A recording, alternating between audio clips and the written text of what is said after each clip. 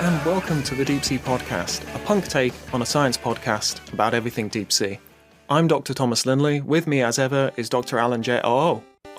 Dr. Alan is evolving into Professor Jameson. Congratulations, I don't think it's an evolution. I think it's more of a mutation, but thank you. You're a fine Pokemon. But from now on, I want you to refer to me as the Professor. Nice. I don't think it's too much to ask. No, you're very humble, very humble. But congratulations, mate. That's Thanks. I mean, I don't want to brag about it, but if you can call me the Professor at all times, that would be much appreciated.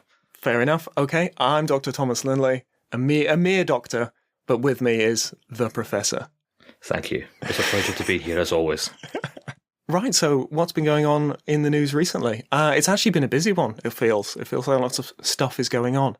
So the first thing that caught my eye was life being found below the ice. So for the first time, life has been found on a hard substrate below sea ice. So in the poles, in the Arctic and the Antarctic, it's a bit of a boom and bust. There's continual sunlight in the summer, so you end up with loads of growth and food is plentiful in the summer, but then you get those long nights, that perpetual darkness, which means that there's a lack of food in the winter. So the animals not only have to be cold adapted, but there's real oscillations in how much energy is being delivered to their environment. Under ice, under thick ice at least, there isn't really primary production, there isn't really new food being created.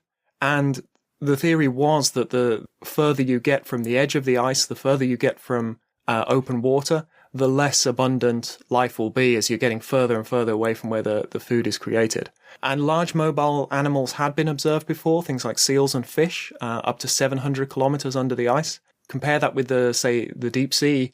You know, that's a lot further away from primary production horizontally than we sort of talk about things down, basically. And, you know, sinking particles, they're all heading down. But these animals are found way, way under the ice. So it was found on a boulder, a glacial dropstone at just over 1,200 meters. And they were static sessile organisms, so things that actually grow on a hard surface like sponges and things like that. And it was 260 kilometers under the ice, but it was actually from 625 to 15,000 kilometers from the nearest photosynthesis, from the nearest primary production. Wow. I know, that's incredible. It was the currents carrying it, but it's still a very long way from where there's new food being created. They're mostly suspension feeders, so things with filters that capture particles within the water. And they were only on the sides of the boulder. There was no signs of life on the sediment or on the top of the boulder where the sediment had started to collect.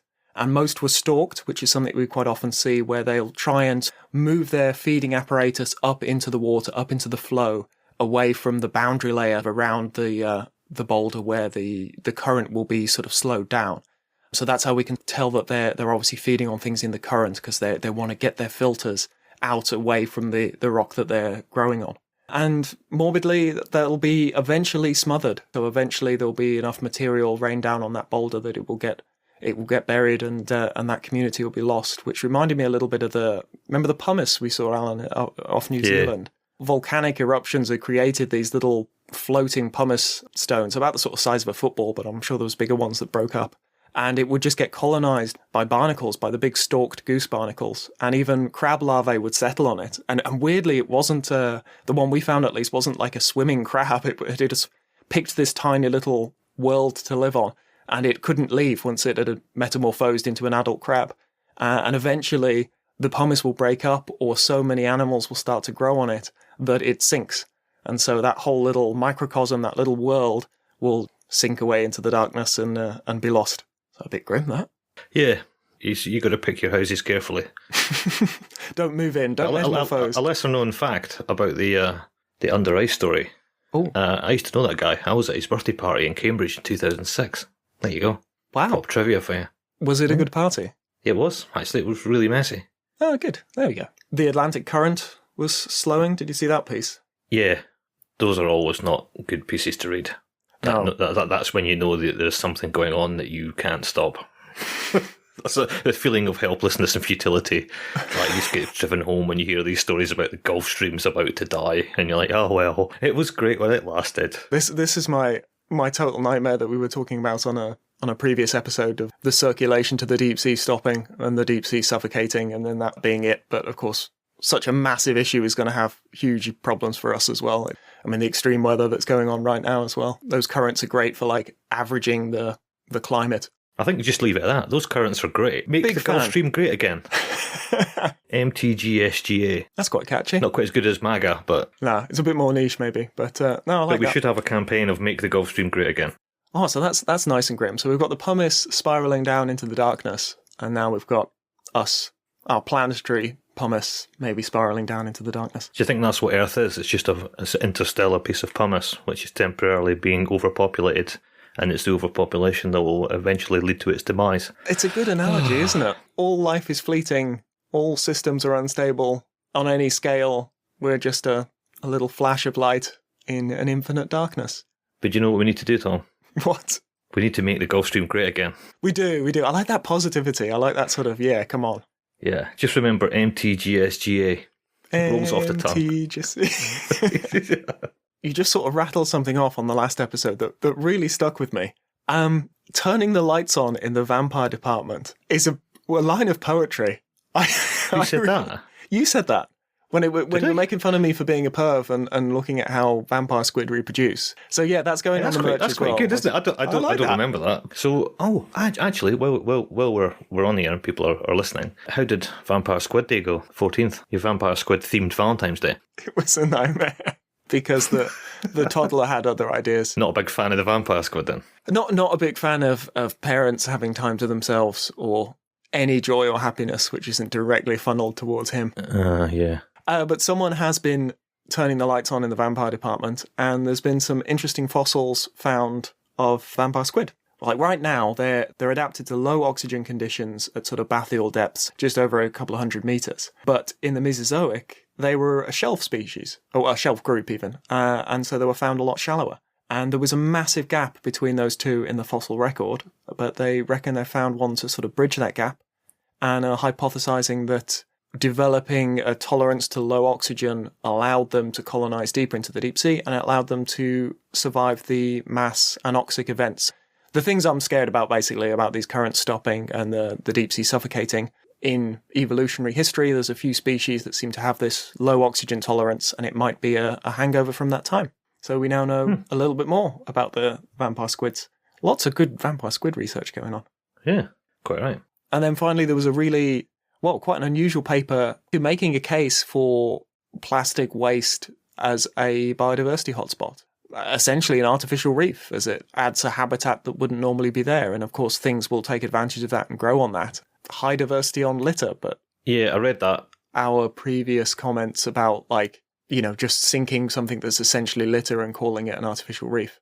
And where does that line lie? Because essentially, they're making a valid point. It offers a complex 3D substrate that doesn't shift like sand does, and so things can grow on it. Yeah, I think the plastic bit's irrelevant. It's just hard substrate, isn't it? You could go to an ammunitions dump offshore, and you wouldn't class ammunitions as being a habitat type, but the fact most of it is people like metal shells and stuff like that is just a hard substrate. So I'm not sure we should be at the point of classifying plastic litter as a new type of marine habitat. It was a wild punt. It's good to have these conversations, I guess, and to sort of take a moment to think about whether that's right or wrong. You've introduced something hard onto a soft sediment environment, and then things that would normally not be able to settle on soft sediment suddenly have something to hold on to.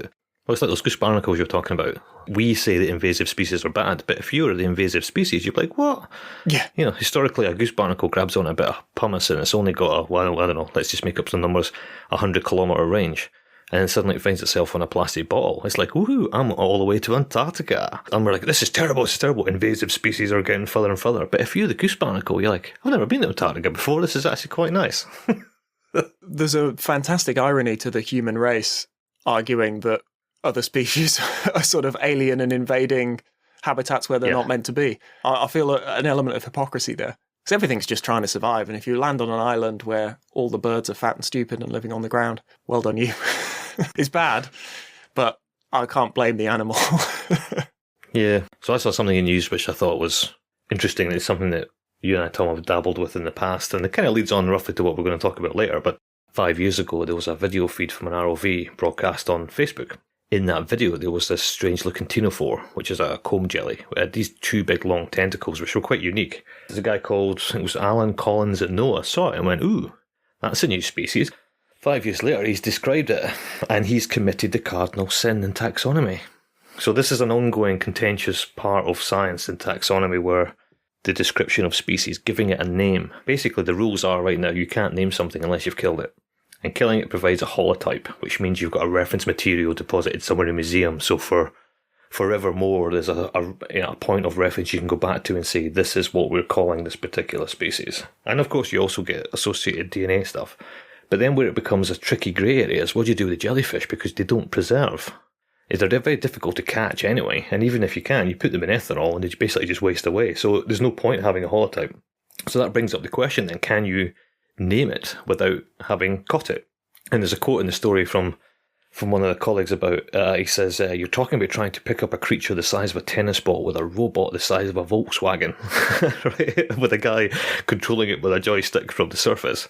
And even if they had caught it, there would have been the problem of keeping it intact, as ctenophores are very difficult to preserve. And this guy says quite a number of the jars look like there's nothing left in them because they basically disintegrate immediately upon preservatives. But this has just reignited this debate, and it was a fly, I think, from the Amazon or something that sparked this off a few years back. But it's an argument that surfaces a lot. Yeah, and someone else has come out and they've amassed more than 120 co-authors to counter this practice of naming stuff without killing it. And they're saying it's like saying you can identify the murder weapon with a photo of the weapon. And even if you could, it's always good to have the weapon to come back to do a ballistics test. That's their response to it. So they're saying this thing should always be known as the unknown comb jelly, even though the chances of anyone ever catching it are pretty slim. But I'm all for just giving it a name, but with the footnote of it's never actually been caught, because at least that way people can have the conversation and they know they're talking about the same animal. Whereas calling it Ctenophore 1 or Ctenophore B or Ctenophore unknown or whatever is not particularly useful. I think what's useful is we now know it exists. All the standardized, Latinized names, the whole point of them is that when we're having conversations about things, we are all on the same page. We're all talking about the same animal. We've discussed a lot. We've argued about sort of a middle ground, a bit of a classification before the official holotype. Yeah, and I think there's this flexibility on both sides of that argument anyway. I mean, I think taxonomists always talk as if they're always 100% correct every time, but there are many, many, many, many occasions where even the conventional way of doing it hasn't been enough, and species need to be reclassified. You know, sometimes they get it wrong. Sometimes genetics come along and say, nope, that's not happening. And we're constantly readjusting science. That's what science is, right? Production of new evidence allows you to then tweak what you thought was right before. Where this gets contentious is like, no, our way's the right way, your way's the wrong way. And there are these little nuggets in there which are actually quite difficult to resolve. And it's a cross between those who think everything should be done exactly from protocol and those who are like, it would just be more useful if you just called it this. There's a few weird ones. There's a songbird as well, which is identified by its call. And it's its call that differs from a related species. And so there is a holotype. There is a specimen to be compared to, but it does not contain the character that identifies that species. And so it's not an effective holotype. Do you want to just put a little cassette player in there too?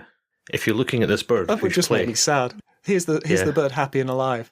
Just watch a dead bird drowned in ethanol tweeting away like it's happy as Larry. There's something really tragic about that. We're getting quite dark today. I know. We're a bit tired, and it's all spiraling into the darkness right now. I understand the sort of the policing a little bit and trying to maintain a sort of level of standards, but I think the thing I'm realizing more and more is that life is this continuum with these massively blurred boundaries, and we're desperately trying to catalogue and put labels on things just to allow us to communicate and allow us to do our science. But life really blurs those lines. And even what a species is really up to human interpretation. Like we all learn in secondary school even, like what defines a species, but we never test it. We never check that things can't interbreed or can't produce fertile offspring. True. It is a total judgment call that something is different enough to be a new species.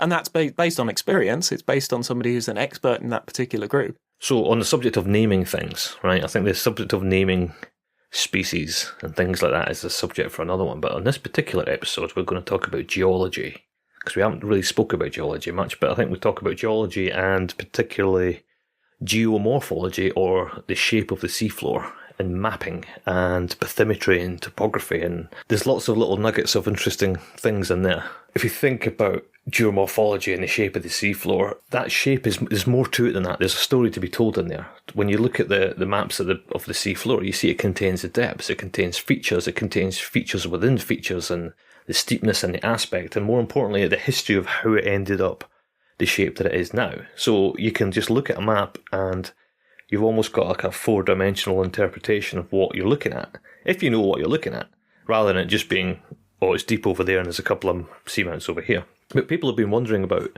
the shape of the seafloor since the days of Aristotle, although from his point of view, apparently it was more a curiosity, but a lot of chin scratching went on, I suppose. There are 2 ways of looking at the seafloor. So there's a single map, right, like a 3-dimensional map, which is what we use on the day.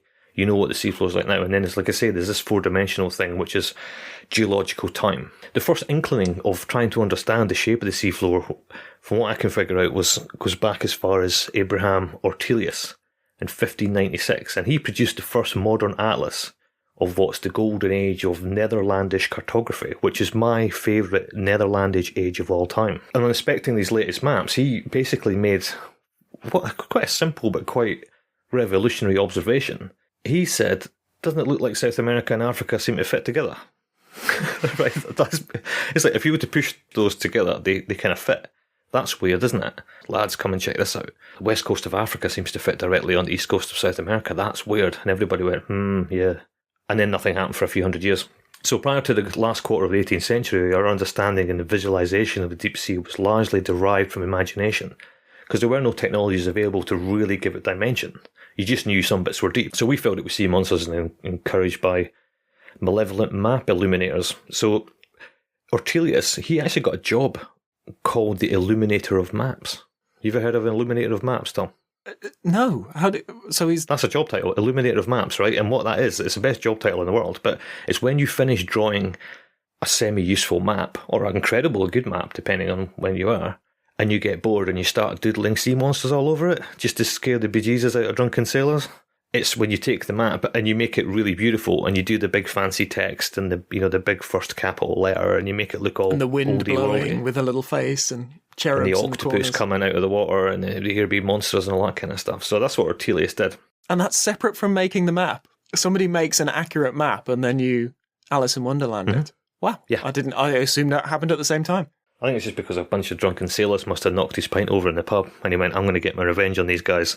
And he must have known they were sailing to the New World or something, so he just put loads of like sea monsters and stuff and just put them on. Just to rattle their cage a little bit on the journey. But anyway, so at that time, once navigational routes had been established, there was really no need to extend exploration any further as long as the sea was deeper than the hull of any given vessel. So it seemed at that point the depth of the oceans were an exclusively academic pursuit, and it was considered at the time an expensive folly. As maps of the land became more developed, there was a sudden switch to almost guessing what the seascape was based on the landscape. This is when people started to actually go and have a look and measure. For example, the Challenger and Dolphin expeditions in the late 1800s discovered what is now known to be the Puerto Rico Trench on the north side of the island arc of the Lesser Antilles in the Caribbean. And a few years later, as the maps of Antarctica started to circulate and were looked at with a more geological squint, the renowned Austrian geologist Edward Suess hypothesised, based on the Caribbean formation, when he looked at the formation of the South Sandwich Islands, he said, ooh, that's the same thing. I bet you a tenner there's a massive big deep chasm on the far side of that. And he was right. This is like proper interpretation stuff, and there's no reason to believe, there was no any measurements whatsoever to suggest that the ocean was really deep on the far side of South Sandwich. And right enough, 15 years later, the German ship Meteor went out and found the South Sandwich Trench. Before we even get underwater, they're trying to make inferences of what the seascape looks like based on land. So it's all based on maps. So around this time, you've got two parallel stories are starting to develop. There's stories about the depth of the ocean, which led to the three-dimensional shape of the seafloor as to what it is now, or what we call bathymetry, and that was guys like John Murray, which you spoke about before, and the history of the oceans, and continental drift theory, and things that were, well, like that, which were credited to Alfred Wegener. So the latter is somewhat surprising given how much we take plate tectonics and earthquakes and spreading centres and subduction for granted as science fact, but Alfred Wegener was arguing this relatively recently. Believe it or not, geologists were still arguing this in the late 1960s, and for a long time people thought with all these volcanoes going off, the Earth must be getting bigger. And it was called the expanding Earth theory. So apparently there was loads of really renowned geologists saying, no, the Earth's getting bigger. They just couldn't figure out how, but they figured that if all these volcanoes keep introducing new lava up into the surface, then of course it's getting bigger. Getting bigger but getting hollow. Well, this is it. Or they thought maybe it was compressed in the centre of the Earth and it's relaxing, so it's like having a sponge ball in your fist and just letting it relax. The mass is the same, but the volume gets bigger. This led to the whole bunch of lively debates between what were called the drifters, who were supporters of the theory of continental drift, which basically means subduction gets rid of the new seafloor, if you like, and the fixists, who were opponents of it. And in response to the plate tectonic theory, even in the 60s, a guy called Andrew Lawson said, "I may be gullible, but I am not gullible enough to swallow this poppycock," which is great, because then Then he swallowed it. Well, he did. He had to swallow it. The Royal Society in 1965 said, yeah, tectonic theory, that's the business. So then 2 other things started happening. Those were naming undersea features and then ownership of undersea features. And this is where things start to become really interesting. So, contrary to popular belief, you can't just name an underwater feature. You can't just name anything because you discovered it or you found it unnamed on a map. And there are really stringent procedures, and undersea feature naming applications have to be filed with the International Hydrographic Organization in Monaco, which we talked about in the Prince Albert episode. So, and the application is not trivial. I've done these, and it requires quite a high degree of cartographic expertise, and there are strict regulations as to what you call the feature, because there are a list of recognised features, like basins and ridge and fracture zones, hills, seamounts, and so on. And there are very strict regulations about what name you can give it. So you can't just name it after your girlfriend or your best friend's dog or anything like that. You know, it's not a free-for-all. It's quite a regulated thing. So they prefer it to be named in association with the regional area, if possible. If there's nothing obvious geographically, you can name it after, for example, the ship that discovered it. So if you think about when they discovered the Mariana Trench, they probably thought, well, what's the nearest island, sir? Well, that'll be the Mariana Islands, Captain. So then it was just like, all right, Mariana Trench. You know, when they discovered Challenger Deep, they're like, well, what are we going to call it? I said, well, who found it? I said, well, we did, sir. Okay, Challenger Deep it is. You know, in those days it was probably a bit easier, but the same way as we're talking about the biology, you're giving it a name so at least you can talk about it. Someone says, where's the deepest place in the world? There's no point rattling off a Latin long or the big hole about slightly southeast to this island of such and such. You know, you just give it a name. So the point was it was easier to have a feature named for convenience and clarity. This was set up in all great best intentions, but I think but culturally it may have creeped away from the specific guidelines. So there's this amazing paper from 1987 in the journal Geology called A Proposal for Modesty. You know, when you see a title like that, you're like, right. When you see that, you know we've been bad. Yeah. Sorry, Dad. Yeah. So anyway, this is where a geology legend called Robert Fisher essentially just goes off on one about the culture of naming features without going through the official channels. So he was clearly a reviewer number 3, because it pretty much starts with, right, enough is enough. I've just reviewed yet another paper and people are making up stupid names. Right? So there's a couple of quotes from this paper which I just love. First one is, unwittingly, they, presumably the authors, joined too many parvenu scientists who offhandedly baptise a deep-sea topographical feature that may have been well known and explored, and they gin up a name, place it on an illustration, perhaps mention it in the text, get it passed by a harassed editor and into the literature, and consider it a name for prosperity. Another one he says, on the other tack, some editors, editorial boards, or technically specialised reviewers apparently know so little about historic courtesy, significant commemoration, or even good taste that the seafloor has been littered and cluttered with personal in-group self-aggrandising, back-scratching, or trite unimaginative names or ugly acronyms. I'm like, go on, man, that's brilliant. So it does actually go on to remind people how it should be done, which is largely the same protocol as it is today, but I'm a massive fan of ranting, so I love that paper. To finish off, you can't just name features any old nonsense, there are guidelines, but then the ownership happened. So there's another whole angle to this, and so the naming had to change a little bit. So all countries with coasts currently have a 12-mile territorial sea and a 200-mile exclusive economic zone, or the EEZ, with special rights regarding the exploration and use of marine resources and so on and so on. But these are relatively new. I must admit, I was relatively surprised. I was staggered by that. It's so fundamental to our maritime law. Yeah. I can't believe it's fairly recent. I mean, I'm older than EEZs. This was mostly driven by squabbles regarding fishing rights, and the whole thing was pretty much driven by Peru and Chile. Peru and Chile wanted 200 miles. They wanted 200 miles of their own coast to just stop all this fishing nonsense. And that eventually became the United Nations Convention of the Law of the Sea. And that was only brought in 1982. So then 39 years ago, which is geologically nothing, but in the grand scheme of things, not that long ago, suddenly 250 million kilometres of seafloor suddenly belonged to somebody. Right? It didn't before. Before it was the ocean was for everyone. And obviously, when it comes to fishing and stuff like that, it leads to arguments. So you end up with a load of undersea features that once belonged to no one and were named by anyone who found them, suddenly belong to the country. They end up in somebody's newly established backyard. And it's just whatever country will happen to be closest geographically. So in the case of trenches, we talk about trenches a lot, obviously, but given they form on the edge of tectonic plates, pretty much all of the Hadal trenches suddenly ended up in somebody's backyard. They're all now owned by someone else. There's no more the ocean's there for everyone. So the Mariana Trench belonged to no one for the 107 years from its being discovered to the point where it then became the property of the United States overseas territories of the Commonwealth of the Northern Mariana Islands and Guam. Okay, so this is why so many underwater features don't necessarily match the current nationality of the area. So then the IHO had to rethink this and this whole undersea naming process. So this means you can't just name a feature in anyone else's waters now. If it's within someone else's EEZ, you then have to seek approval from the nation, the sovereign nation who now owns it. So it is very complicated. It's not just a case of running around the world naming stuff. So all this was inspired by the Twitter science police having a pop at us last summer about naming features that we actually didn't name at all. It was just misunderstanding. And it's one of these things, it's a bit like the taxonomic issue we were talking about earlier, and it does seem to raise its ugly head every now and again. People thinking that people are naming other features and so on and so on, which wasn't the case. In this particular instance, we didn't name anything, and we've got no intention of naming anything we were accused of naming, which is weird. It's a subject which does cause arguments, and it does, as I say, periodically raise its head. And the point of me telling the story about maps and EEZs and undersea feature names and all the rest of it is there is a massive protocol like there is in taxonomy, but it's the same for undersea features, and you can't just go out and do stuff. There are guidelines in place.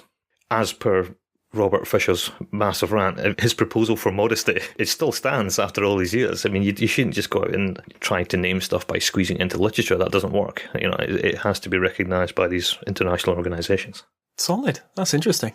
So thinking about all things mapping in geology and geomorphology and undersea features and all that stuff, what we need is a geologist.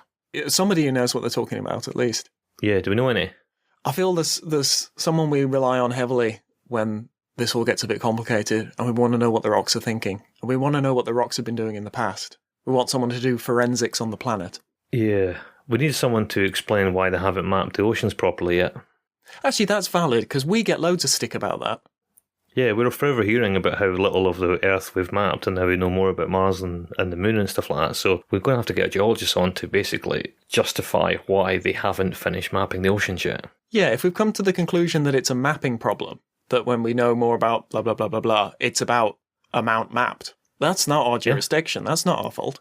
These geologists need to be held accountable for this. This is a travesty, apparently. We should at least forward all the emails we get. Yeah. Every time we see that Moon or Mars analogy, we'll send it directly to our chosen geologist for today. A geology victim. Yeah, who represents all of geologists, past, present, and future. So what she says is now gospel in the world of geology. She's the geology pope. Yes. So let's give her a call.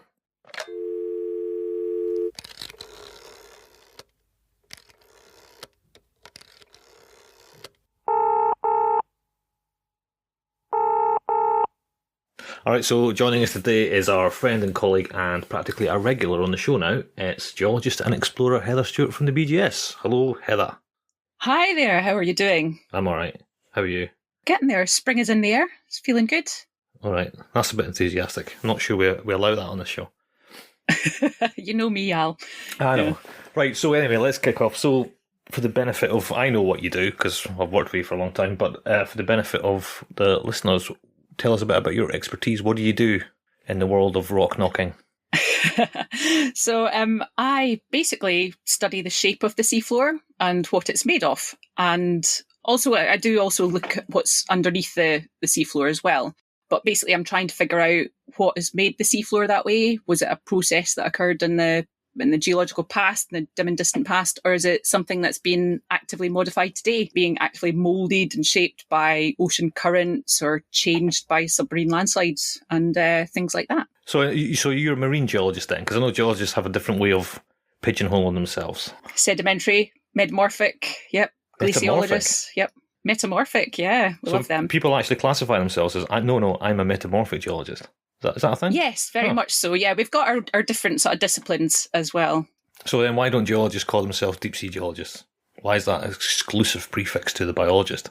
I think it's because we just don't care about water depth. We don't see, imaginary lines at 200 metres or 600 metres depth. As geologists, we tend to look at processes and evolution of a of a landscape, or in my case, a seascape. And also, I mean, go back through geological time and what you see on land now, many of those rocks and things were once underwater. They were erupted or deposited under the sea, and they end up, after millions of years, preserved on land. So as a geologist, we frequently study rocks on land that were formed deep underwater millions of years ago. So there's that. But I think also the seafloor isn't actually all that deep for them. Geologists also undertake studies looking at the structure of the Earth. For example, the Mohorovic discontinuity is the boundary between the Earth's sort of rocky outer crust where we all live. Otherwise known as the Moho. Yep, Moho for short. We love it. So the boundary between the sort of rocky outer bit that we all live on and the more plastic mantle, and that's the Moho. And that's, 5 to 10 kilometres underneath the ocean floor, and 20 to 90 kilometres between our continents. The seafloor itself, to some geologists, isn't actually all that deep. I quite like that. It's just like, we don't call ourselves deep sea geologists because, let's be honest, guys, it's not that deep. Yeah, I know. Talking more about the shape of the seafloor and mapping and stuff like that, we've talked about this before on the show about forever hearing this self-deprecating analogy about how little we've mapped the oceans and how we know more about the maps of Moon and Mars and all this kind of stuff. Does this mean that geologists have failed us all? I love it. Do you greet all your guests this way? Accuse them of being the source of all that is wrong in the world. Yeah, because if you think about it, it's mostly biologists who make this analogy. They're like, only 10% of the Earth has been mapped. We know more about the Moon and all the rest of it. What they're saying is geologists are not doing their job. They haven't been working hard enough. They've just been, I don't know what they've been doing. They've been going around with their little hammers and knocking on rocks and stuff, but they haven't been mapping the sea. So does the British Geological Survey take responsibility for this on some level? So many things wrong with what you've just said there. One, our hammers can be quite big. Okay, fair enough. And two, I don't think it's just biologists that tend to make that Moon and Mars analogy, to be fair. I think there's a fair amount of sort of science communication people, geologists. Okay, biologists and TV people. They do make that too, yeah. I think we need to step back and look what drives exploration, what compels us to map.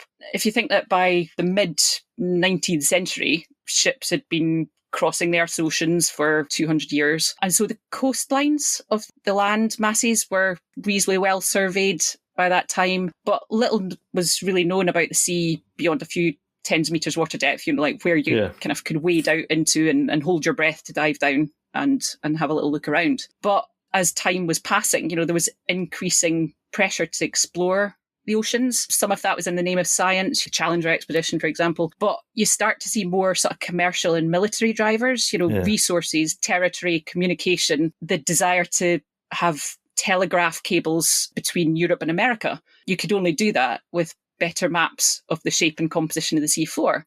So if you kind of fast forward 100 years to the sort of mid-1950s, it wasn't until the collaboration between, Marie Tharp and Bruce Hazine that they started to put together maps of the topography of the oceans. And the first map that they published was in 1957. And that was the first time that the complexity of the ocean floor was revealed. And that was a map of the North Atlantic ocean floor. It raised more questions than answers, to be fair. What was happening with that huge mountain range? Was that where new crust was being created? At that point, we didn't have the accepted theory of plate tectonics. Plate tectonics wasn't accepted until 1965. So there was still quite a lot of debate and controversy about where's crust made, where's crust destroyed, is everything fixed, or is there such a thing as continental drift? That map in 1957 was the first time that, we started to see a hint at some of these like global forces, but it was totally controversial. It was another 20 years before we had a map of the entire ocean floor. It is surprisingly recent, all of this stuff, isn't it? I mean, the tectonic theory in 1965 is bizarre, and you think about exclusive economic zones and stuff, that's only since 1983. Like a lot of these lines and the things that we take for granted now didn't actually happen until very recently. And, up until 1983, pretty much the whole ocean was fair game for the benefit of all. Now it's not. Now it's all sliced up into other people's backyards. Yeah, I think you made a good point about what we take for granted. 1977, we've got that first ocean map, and it shows the main plate boundaries delineated by giant mountain chains at convergent and constructive margins and ocean trenches at subduction zones. I think we take that for granted now. I think even sort of non-scientists will have some sort of inkling in the back of their head that the seafloor isn't just flat. Along those lines, even an amateur gingerly squinting at Google Earth will see that most of the Earth has been mapped, right? Although we know that's not strictly true, the analogy of we've only mapped whatever it was, 18-20% of the oceans is not strictly correct, because that's how much we've mapped in terms of actually gone out with an echo sounder and made a three-dimensional, relatively high-resolution or high-resolution map. But what's the rest of it filled out with? And I know the answer, but for the benefit of the discussion, if we know so little about the oceans and we don't have any maps of the oceans, what are the maps on Google Earth? How are they derived? Bathymetry, the measurement of the depth of the ocean, as you've said, there's a few different ways that we can make those measurements and derive those maps. Satellites have taught us a lot about, the seafloor. So certain spacecraft carry altimeters that can infer seafloor topography from the way that Earth's gravity sculpts the water surface above. So, if you've got a submerged mountain, a seamount, that'll create a bulge, and then you can do some quite complicated maths using the satellite data, and you can create the map of what the seafloor is. So the satellite-derived maps, the best resolution is about 1 kilometre. So for every kilometre, you'd have one data point telling you what that water depth is. So if you think about if you go out for a walk from your home and you walk 1 kilometre, how many lumps and bumps might you walk over? I mean, if you live in Norfolk, yeah, not very many. But if you live in the Highlands, the village that I'm from in Cullen, you would change elevation over that kilometre like massively, going up over mountains and hills and stuff. So is that one data point for 1 kilometre representative? It's an issue of scale. And that's when you come to direct measurements, most commonly done by ships. And you've used the term echo sounders. So most ships, even, tankers and stuff, will have an echo sounder. So they will record, single points along the ship's track that will tell us the water depth. And these are useful because then over multiple crossings, these ships will help fill in some of the gaps in the maps and will help revise what the satellite data is telling us. It'll be able to sort of fill in and give us better resolution, more detail over those areas. And then there's also something called a multi-beam echo sounder. And so instead of one point of sound coming out from underneath your ship to tell you water depth, you get like a fan of sound comes out. And if you have a fan of data,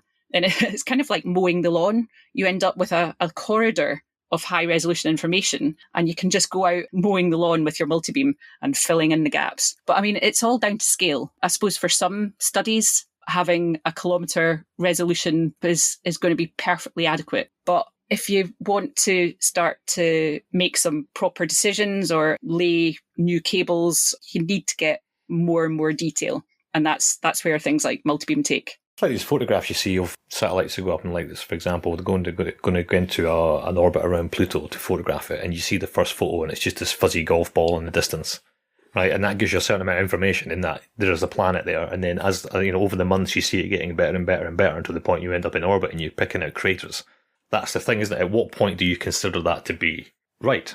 Because that issue of distance is actually just one of resolution.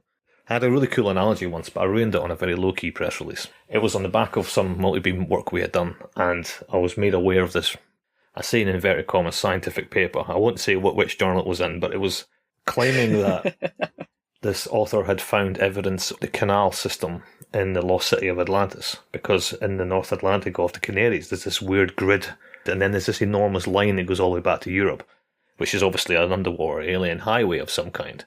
And all it is the satellite data is very low resolution, and a ship has gone out and they've done a grid shape, as you say, mowing the lawn back and forward, and then it's gone home.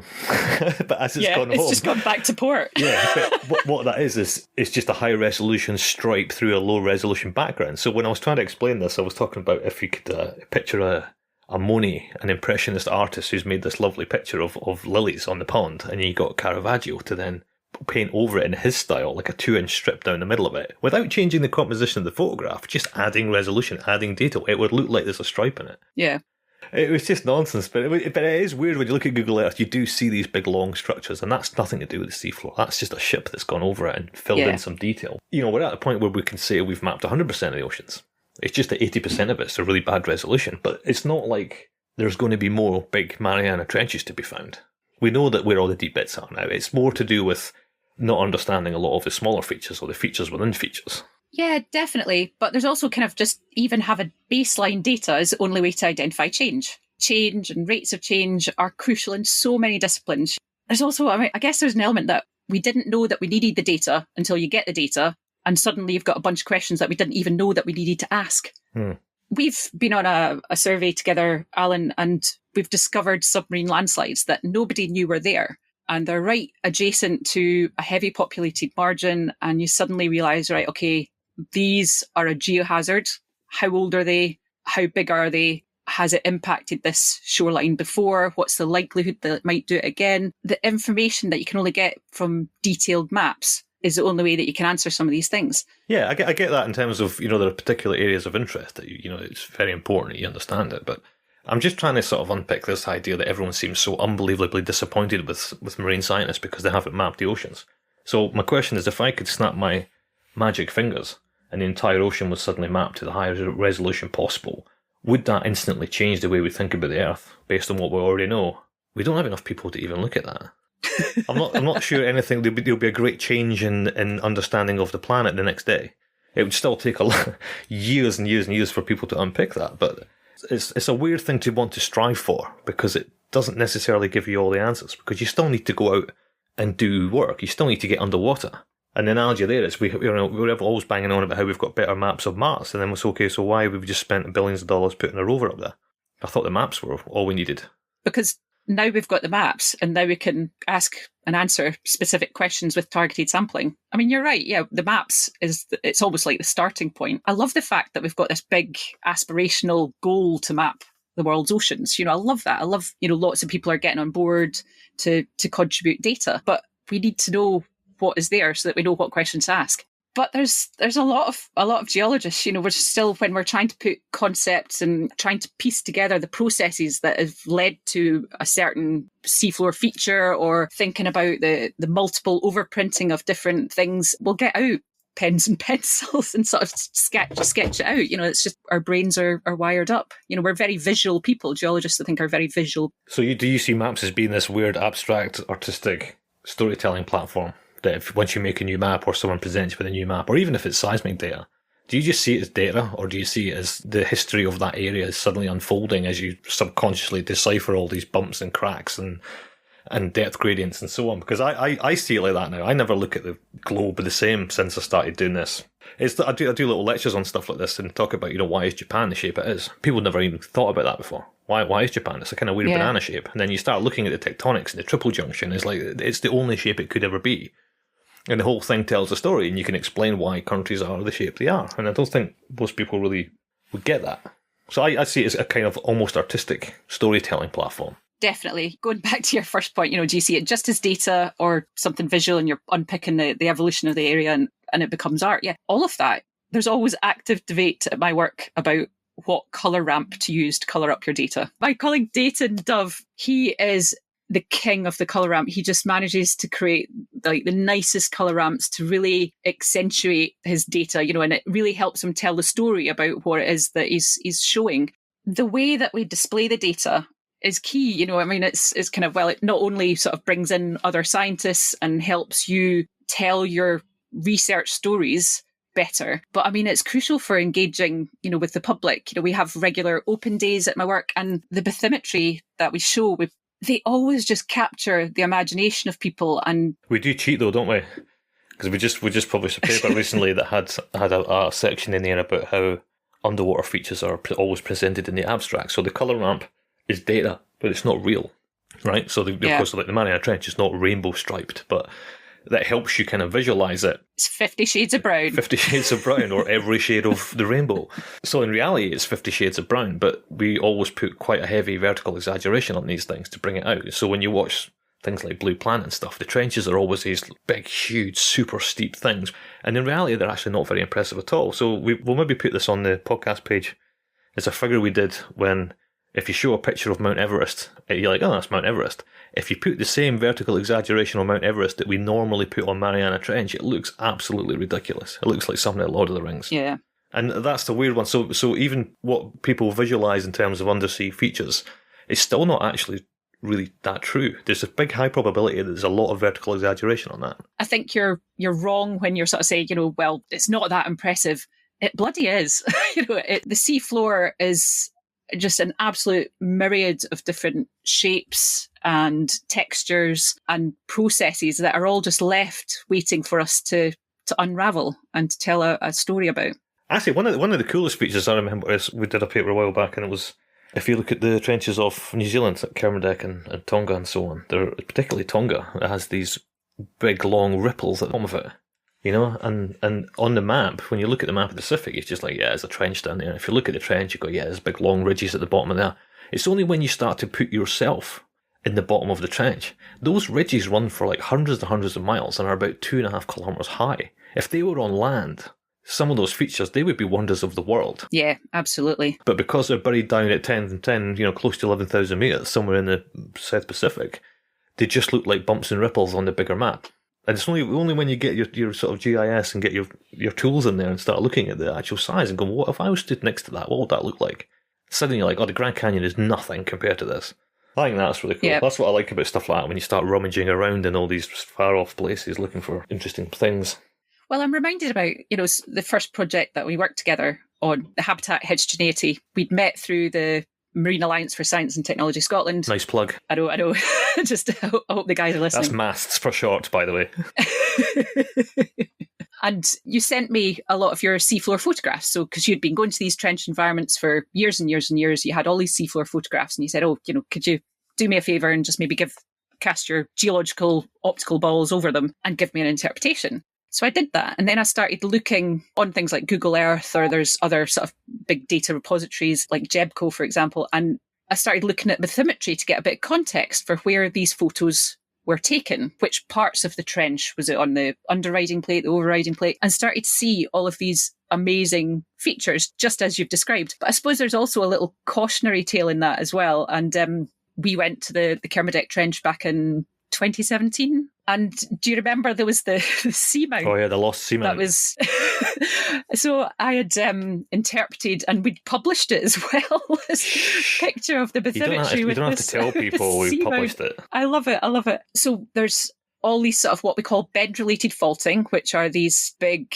cliff systems that Alan was just describing there. But also you get a certain amount of volcanism associated with these subduction trenches. I'd been looking at the data and interpreted these fault systems and the volcanoes and stuff, but there was this really massive one right in the deepest part of the trench. The shoal deep. Yeah. And we were doing a little survey over the top of it. So it was being done overnight. So I went and crashed out and got a couple hours sleep. And I got up and rushed onto the bridge. And Ashley Roden was chief scientist on that from NIWA in New Zealand. And I was like, oh, excellent, right. What did the seamount look like? And are we going to drop a lander on it? And he's like, what seamount, Heather? It's not there. And I was like, oh, kill the other one. Yeah, right. And he's like, no, seriously. We started looking at the data, and it was a data artifact. It was not there. It was just not real.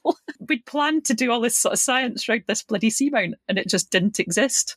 It's weird because it did look really real, didn't it, on the map? Oh, yeah. It had multiple data points as well. It wasn't just sort of, one of these, 1 point in a kilometre, that we were talking about earlier.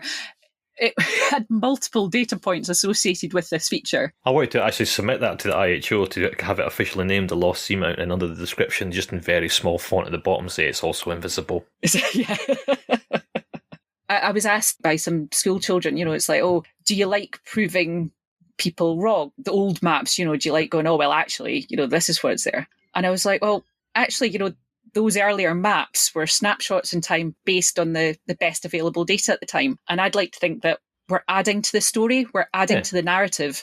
We've got new technology, and there'll be better technology in 2 years' time, 10 years' time, 50 years' time. That'll prove some of my research wrong. When that's fine. It's all part of the narrative. It's part of the story. It's part of building on what we know and understand about the sea floor. Going back to individual features, we always talk about big ones like trenches, but there's a whole bunch of other ones in there. Then there are features within features within features, and so on and so on. So like vents and ridges and seamounts and canyons, trenches, whatever. Is there any particular feature that you're particularly fascinated by? And is there any particular feature that you've actually mapped and just don't get? God, lots. Everything. All of it. I'm incredibly lucky that I actually really like my job, and both you and Tom have been offshore with me quite a bit now, and you realise that I'm a bit excitable. And I think that every time we go out, there's always something new, there's always something interesting to get you going, and appreciate the opportunity that you've been given to go out into the field. I do love the bend-related faulting that you get in these trenches. I was relatively unaware of that until we started working together in trenches. It is just really cool, and it's just mind-boggling because, as you say, they stretch for hundreds of kilometres. And now doing a little bit of research looking at some submarine footage. It's actually from your dive in Java. And I'm looking at mapping what we can see with the multibeam. And you took a transit up one of these faces. Mm-hmm. And it's not just, a sheer cliff. There's sort of steep vertical sections and then sort of smaller, more horizontal, flat sections, more like a sort of step or a staircase as you're going up these things. But once you start looking at that in more and more detail, you start to see jointing surfaces, which as they're intersecting, so this is part of the fabric of the rocks that these vertical faces are made from, as the joints, so the sort of weaknesses, these flat weaknesses in the rocks sort of intersect, they form areas where blocks fall off and they become talus and scree, this little sort of rock field at the bottom of some of these surfaces, or they're perched, rather precariously, yet to fall. But also you start to see that there's obviously some sort of fluid movement going on that's using these weaknesses in the rock, these joints. And you start to see that it's all highlighted by this sort of chemosynthetic bacterial mats. These amazing sort of shocks of orange and white and yellow and blues even, picking out these weaknesses in the rocks. And I think that's brilliant. I love that video. I think even now, after everything we've done since then, that whole Java Trench subdive is just magical. I don't know how we're going to ever beat that. Yeah, I agree.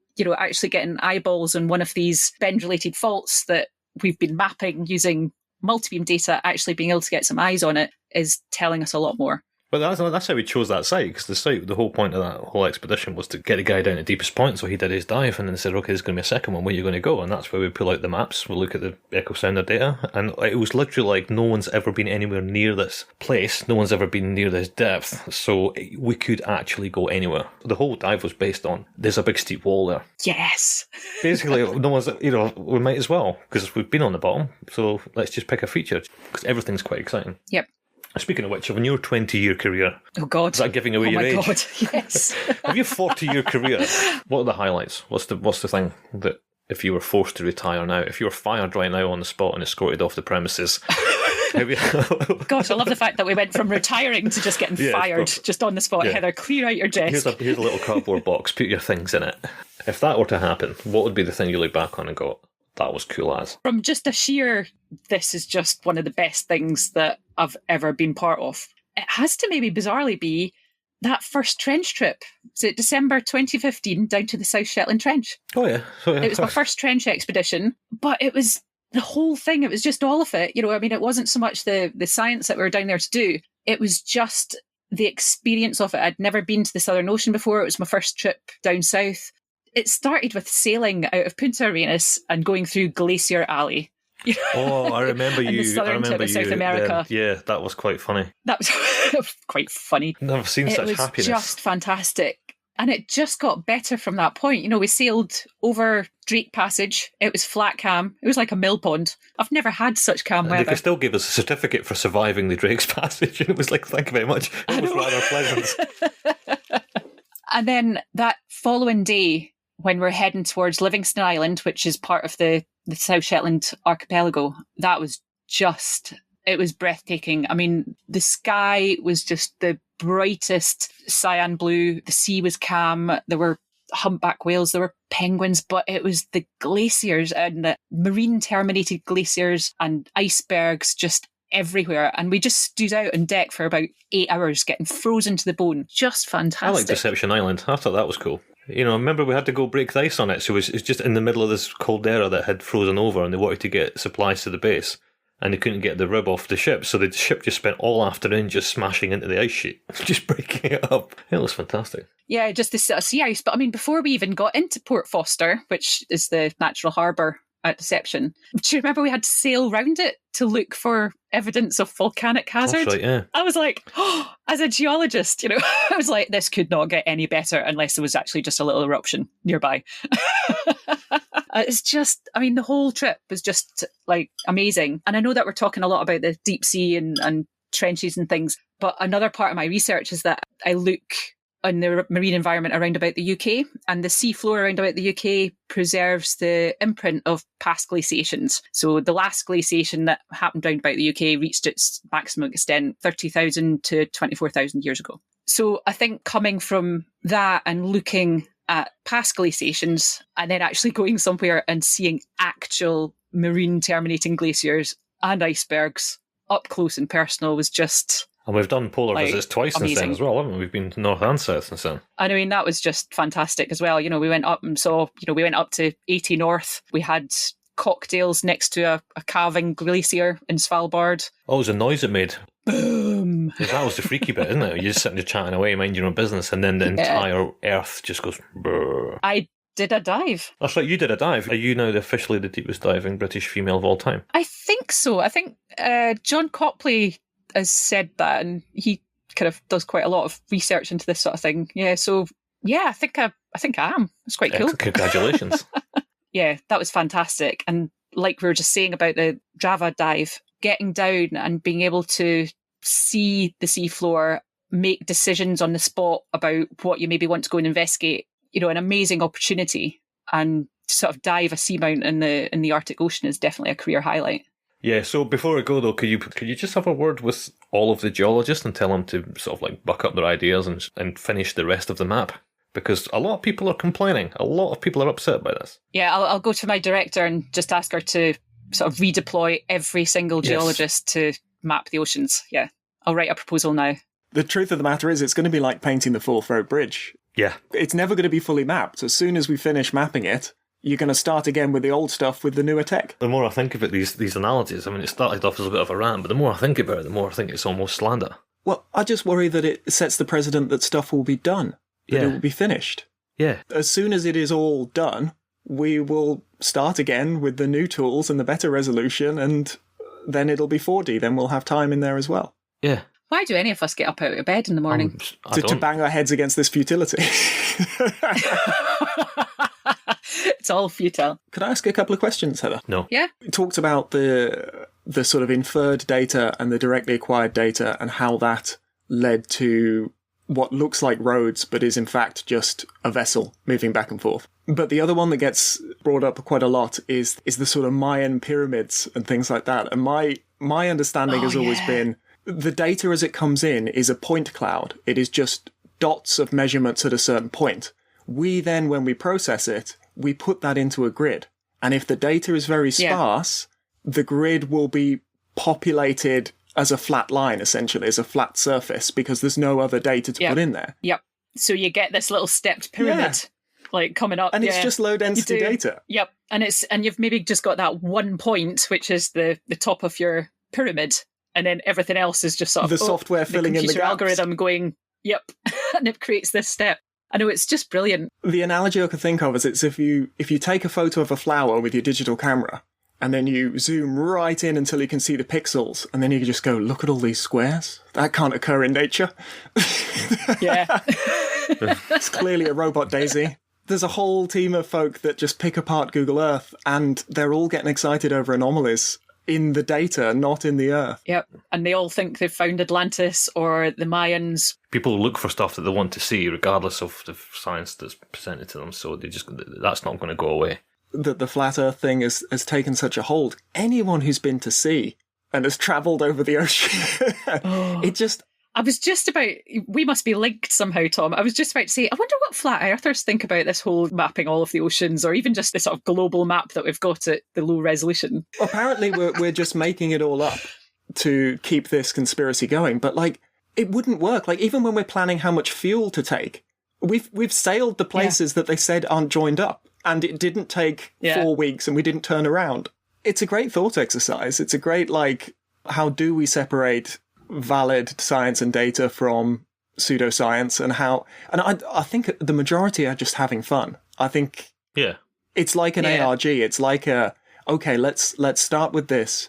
What unusual things can we find that line up with it? You know, it's the same as any conspiracy theory. If you start with the conclusion, and then you can always find correlations. You can always find like, oh, and isn't it strange that this person was here on this date? Well, someone was going to be there. There was a good study done ages ago, well over 10 years ago now, I read somewhere. It was about if you think of a story, you can use statistics to back it up, regardless of what it was. And they did a statistical correlation between climate change and the downfall of pirates.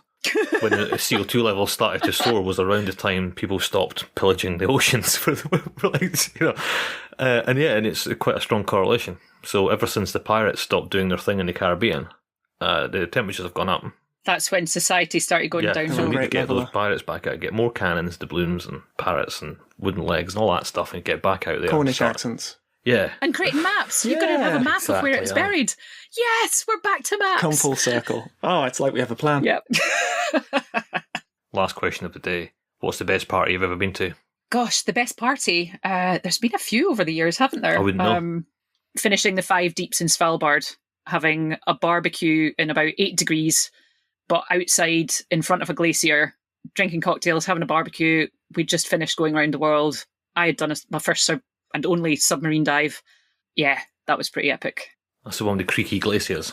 Yeah. And the walruses that stink. And watching the humpback whales feed and polar bears. Yeah, it's just, geez. It's hard to top that. We're bloody lucky, aren't we? We're so lucky. We are. We moan a lot for such lucky people. I know. All right, thanks very much, Heather. I'll see you next time. Always a pleasure, Alan, and I hope we managed to... What? No. And a hoobity-doobity-doo. I was going to say, I hope that we kind of managed to get back offshore again, but then I was just like, oh no, it just sounds all a wee bit like... This is your chance for a catchphrase. Right. This can be your thing now. Toodles. Yeah. Toodles and the sound of a teacup clinking. Yeah, toodles. Yeah. No, thanks very much for having me, guys.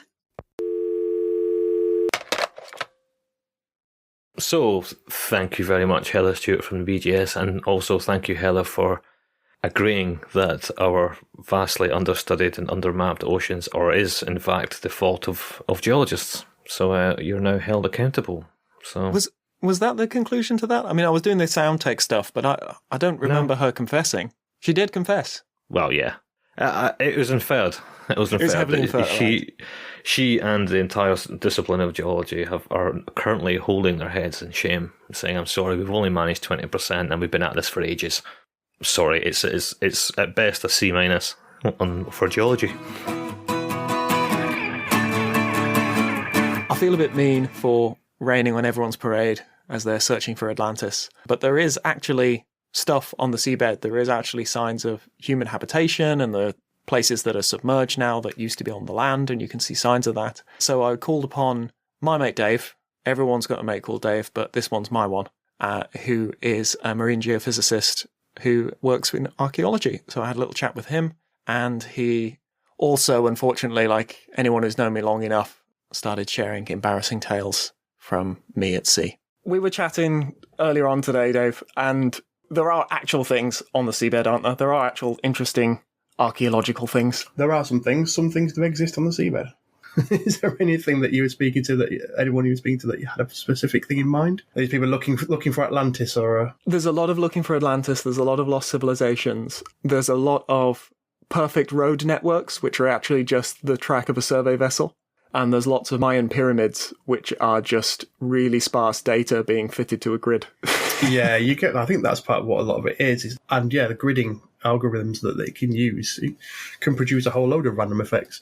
And then you have natural features as well. There are natural rock formations that can look surprisingly square. If you go up to Malham Cove in Yorkshire and see the limestone pavement, a specific erosion pattern in the rock, which does make it look like an actual flagstone pavement.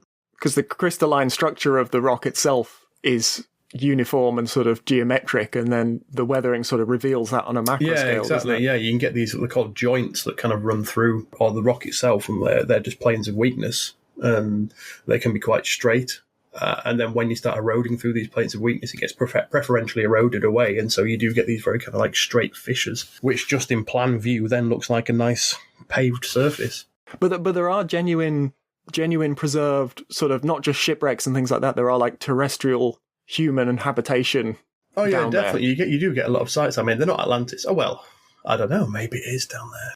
We don't know. Maybe there is Atlantis hanging around somewhere. But specific, I mean, there are a lot of sites that have become drowned over history. I mean, that sea level has fluctuated, not just sea level across the globe, kind of relative sea level as well. So there are areas where the land has sunk relative to the sea, rather than the sea just rising as well. So you get drowned settlements.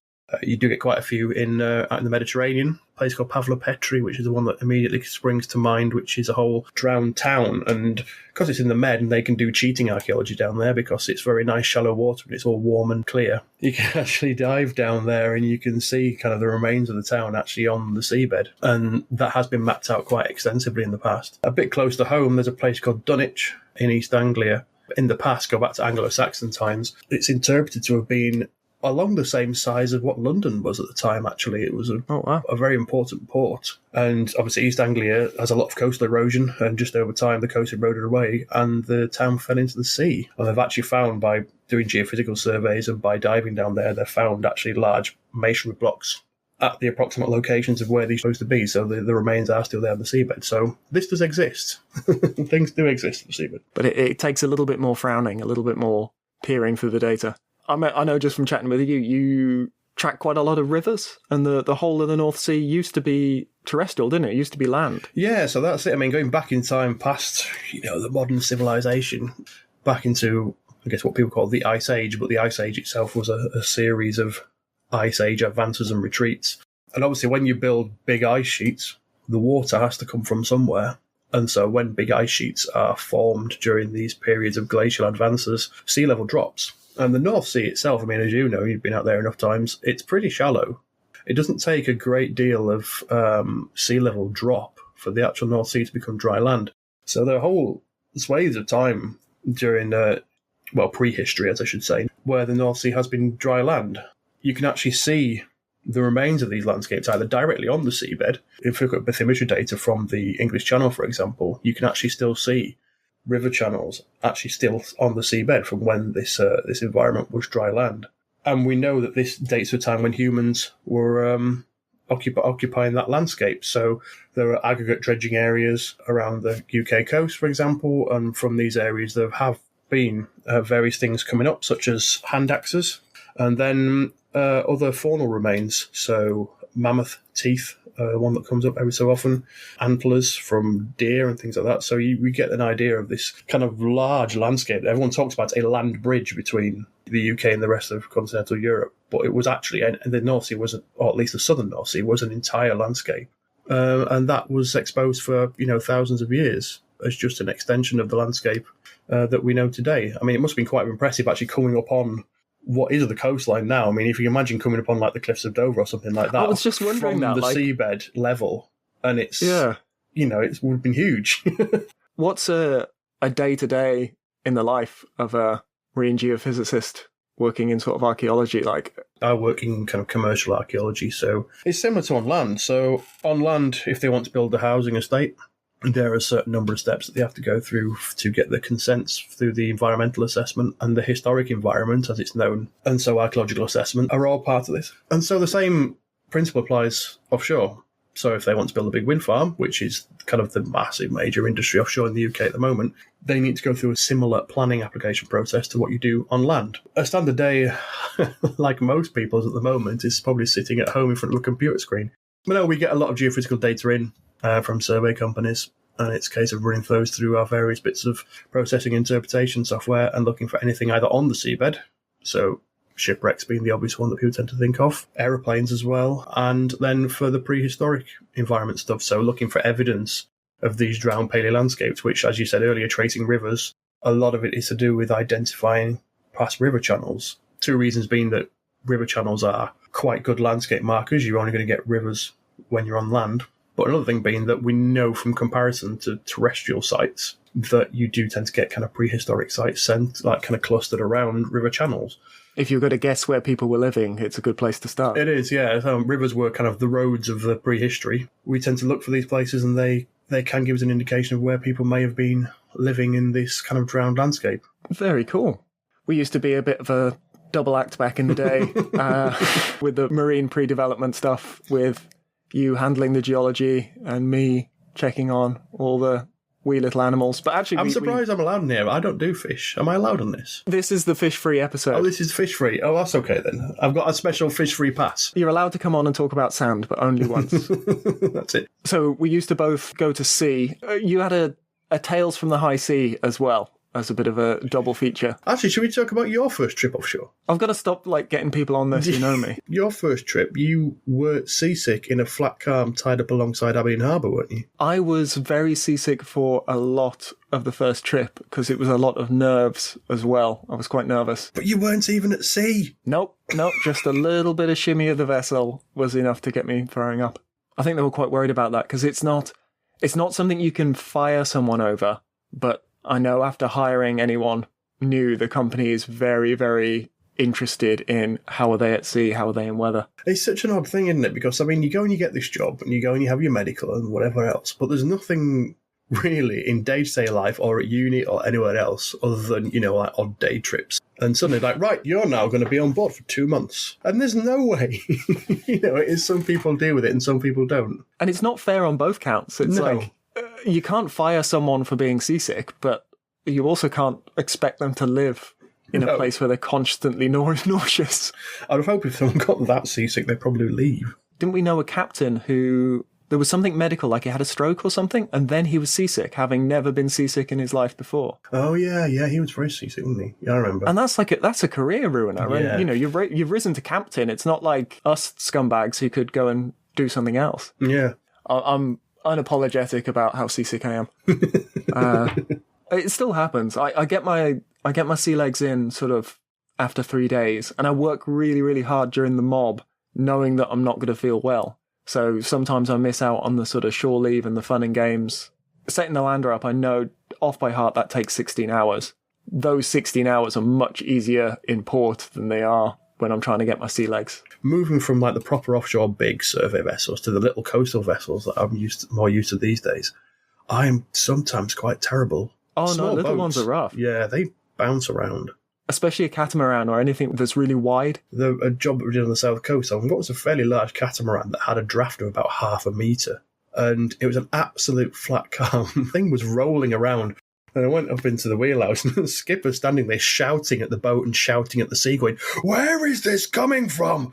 There are no waves. Why are you moving?" I love that it's like a lover's spat. Like he walked in on a husband and wife fighting. Yeah, he was just shouting at the boat and shouting at the sea. Why are you like this? Yeah. What is going on? I love it coming from a captain as well. It's like not some novice. Yeah. I was saying, he's a captain who regularly skippered that vessel as well. So I just wonder how often he shouts at it. Far more personal than just blaming his tools. It's like this is a long-standing argument. I'm at work and you're embarrassing me. Okay, so the important thing here is, what does Don think about all of this? This is Don Walsh. I'm an oceanographer, but I'm not a marine geologist. However, I have history with marine geology. I'd like to tell you a little sea story about that. From 1959 to 1962, I was the Navy commander of the bathyscaphe Trieste, as well as one of its pilots. The bathyscaphe was a 2-person submersible capable of diving to the deepest places in the ocean. We were based at the Naval Electronics Laboratory in San Diego, California, where we undertook many projects supporting oceanographic research in the oceans. And I think it was in late 1961 or early 1962 that I had the opportunity to make a dive off San Diego to a depth of 4,000 feet to test out some new instrumentation in support of our government's Project VELA, V-E-L-A, which was to detect the explosion of nuclear devices underground, because a treaty was then being formulated between the United States and the Soviet Union that would prohibit the testing of nuclear weapons devices in space, on land, on the surface, or on the oceans. This meant that future tests would have to be done in underground sites, that is, deep holes in the ground like mines and such, where you could set off the device, but there was no concern about releasing radiation into the Earth's atmosphere. The sensors that we would use for this test would be a type of microseismograph, a lot like the seismographs that are used globally to detect earthquakes worldwide, except that our sensors would be much more sensitive than those used for earthquake detection. The scientist that I worked with on this particular dive project was Dr. Hugh Bradner from Scripps Oceanographic Institution. Hugh was a very distinguished physicist and geoscientist. And during World War II and in the early post-war years, he had actually worked on developing and testing atomic bombs. In fact, he was present for the first test in New Mexico in July 1945. Now he was responsible for a critical part of the Project Vela testing program. Working with our team, he had developed a very interesting seismic sensor that we were going to place on the seafloor from the bathyscaphe Trieste. It looked like an oversized basketball with a spike on the bottom and then a long umbilical which connected the sensor to our instrumentation inside the cabin of the Trieste. On our dive day, we towed the Trieste out to sea offshore from San Diego and dove in the San Diego Trough to a depth of about 4,000 feet. Once we were on the seafloor, Hugh triggered off a release and dropped the spike ball into the seafloor. It landed perfectly, and now we were ready to begin our measurements. So we backed the bathyscaphe away from the ball and paid out the long umbilical cable to its full length. Now Hugh began his careful calibration of the instrument and cautioned me against any possible movement that might bias his data. In fact, he said, "Don't even fart, because we'll pick that up on the seismograph." It seemed like we spent a couple of hours on the seafloor. Once Hugh was satisfied with his data, indicated by the instruments inside the cabin, we surfaced and went back into San Diego. Mission accomplished. Ultimately, Project Vela decided not to deploy microseismographs on the seafloor. Instead, they would be placed in rock formations on land where they were easier to service and where the detection of underground tests was a bit more precise. All the seafloor work was not lost, however, because much of the techniques and technologies used were later applied to conventional seismic stations throughout the world to improve the quality of their work. And it was one of the more interesting dives I ever made with the Trieste in my 3.5 years in the program. So many thanks to Hugh Bradner for giving me that experience in marine geology. And that is the end of my sea story. Thanks for listening.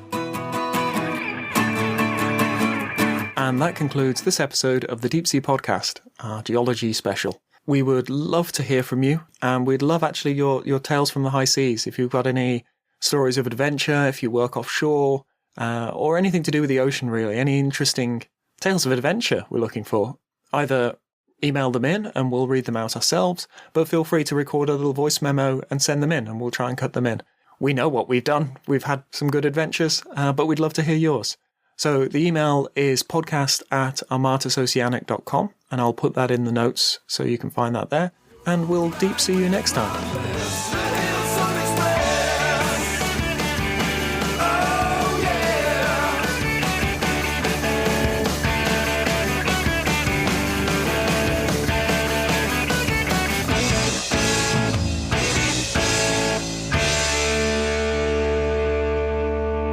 The Deep Sea Podcast is supported by our company, Armatus Oceanic. If you'd like to explore the deep sea for yourself, we can provide the technology and know-how to allow you to do that. Or if you'd like to bring the deep sea to your audience through storytelling, fact-checking, or presentations, we can help with that as well. We want the deep sea to be accessible to everyone. As restrictions are lifted and international travel once again becomes possible, why not treat yourself to a holiday like no other? Visit a destination so exclusive it requires an enormous international conspiracy to keep it secret. Visit beautiful Atlantis. Walk along the promenade of high-resolution vessel tracks. Visit one of the many enormous pyramids of poorly interpolated data. Atlantis, the magic eye picture of holiday destinations, where you're only limited by your imagination.